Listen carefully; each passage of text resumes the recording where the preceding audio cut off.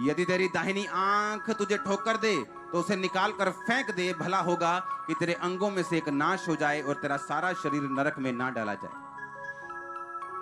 यह पुराने नियम की 7वीं आज्ञा थी, तू व्यभिचार ना करना। लिखा ये आज्ञा व्यभिचार को वर्जित करती, यानी उसको मनाही करती। अनैतिकता और कामुक पापों को यह बयान करती है कि एक व्यक्ति को अपने जीवन साथी से ही विश्वास योग्यता के साथ रहना चाहिए और उसको धोखा नहीं देना चाहिए, क्योंकि अविश्वास योग्यता और व्यभिचार परमेश्वर की दृष्टि में लिखा इतना घृणित है कि पूरी बाइबल इसके खिलाफ है।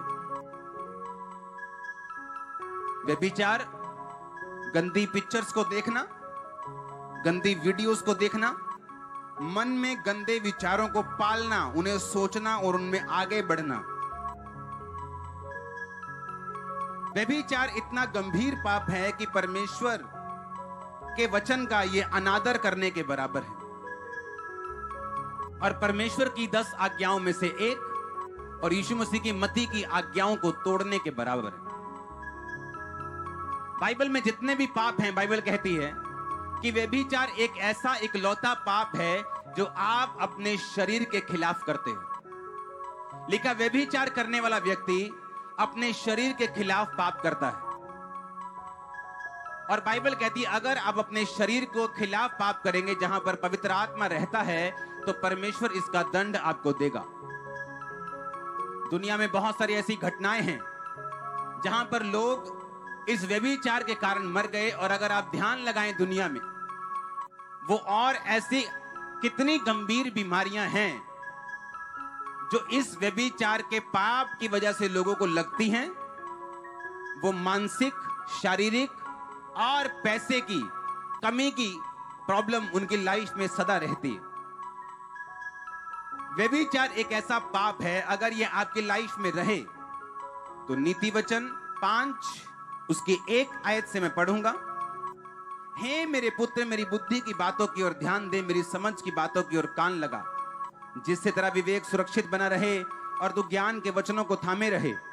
क्योंकि पराई औरत के होठों से मधु शहद टपकता है, उसकी बातें तेल से भी अधिक चिकनी हैं, लेकिन उसका परिणाम नाग दोना सा कड़वा और 2 धारी तलवार सा पैना है। उसके पांव मृत्यु की ओर बढ़ते हैं, उसके पग अधोलोक तक पहुंचते हैं, इसलिए उसे जीवन का समथर पथ नहीं मिल पाता। उसके चाल चलन में चंचलता है, परंतु वह उसे आप नहीं जानती। परमेश्वर ने कहा कि पराई औरत जिसके होठों से मधु टपकता है वो फुसलाने वाली है, वो अट्रैक्ट करने वाली है, लेकिन बाइबल कहती है ऐसे लोगों को जीवन का समथर पथ, यानी कभी भी उनका जीवन सीधा नहीं रहता। अगर आप व्यभिचारी लोगों को देखें, उनकी लाइफ में हमेशा ट्रबल रहेगा। उसने लिखा कि उसे जीवन का समथर पथ नहीं मिल पाता। फिर बंदे सोचते हैं यार डोले शोले तो बहुत थे यार, ऐसा कैसे बीमारी हो गई। लोग सोचते हैं यार बड़ा पैसे वाला है, इसको ये ऐसा क्यों हो गया। लेकिन बाइबल कहती जो व्यभिचार में है उनको जीवन का सीधा रास्ता कभी नहीं मिल पाता। वो अपने बिजनेस में कभी सेट नहीं होते, क्योंकि सीधा रास्ता बाइबल होने नहीं देती। वो अपने परिवार में सीधे नहीं हो पाते, अपनी सेहत में सीधे नहीं हो पाते, अपनी सेवकाई में तक में सीधे नहीं हो पाते। ऐसी सेवकाई हैं जो बढ़ा ली मसे से, लेकिन करैक्टर ना होने की वजह से उन्हें गवा दिया।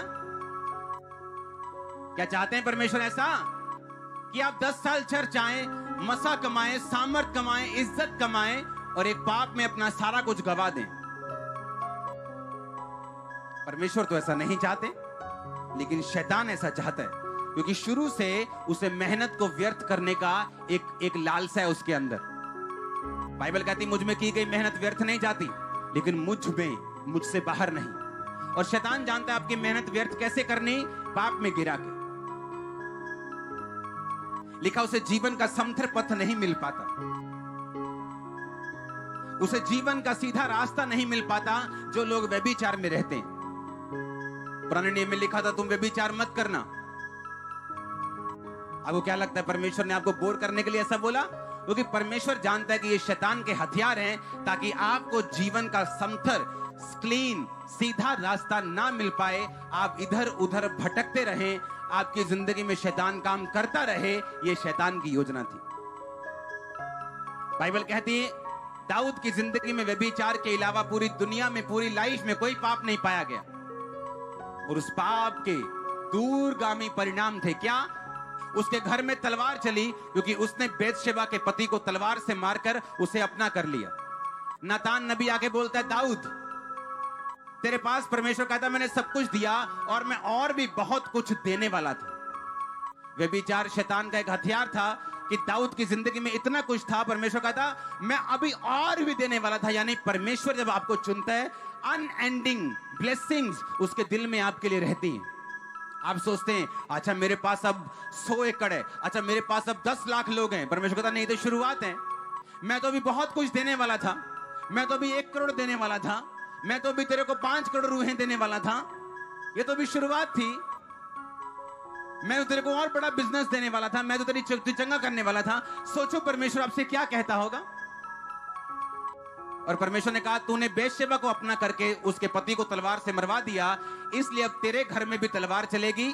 और बाइबल कहती है उसके घर में तलवार चली, उसके अपने बेटे ने दूसरे सौतेले भाई को मार दिया और उस परिवार में खून हुए, और वो परिवार दाऊद के भी खिलाफ हुआ, फिर उसका खून हुआ और ये खून चलता रहा क्योंकि दाऊद ने व्यभिचार का पाप किया। उसे जीवन का समथर पथ नहीं मिला, माफी मांगने पर माफ कर दिया गया, लेकिन रास्ता सेम नहीं रहा।